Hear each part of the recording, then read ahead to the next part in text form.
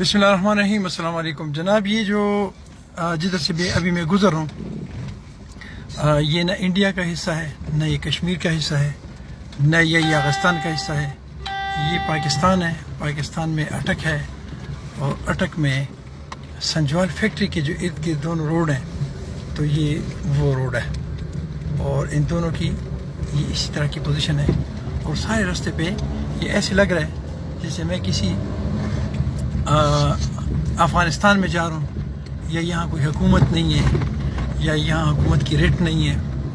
तो अक्सर लोग खफा नहीं होने इस बात पे मैं ये जो अभी करने लगा हूँ कि अक्सर लोग कहते हैं कश्मीर बनेगा पाकिस्तान। तो मैं कहता हूँ कश्मीर बनेगा, कश्मीर को कश्मीर ही रहने दें।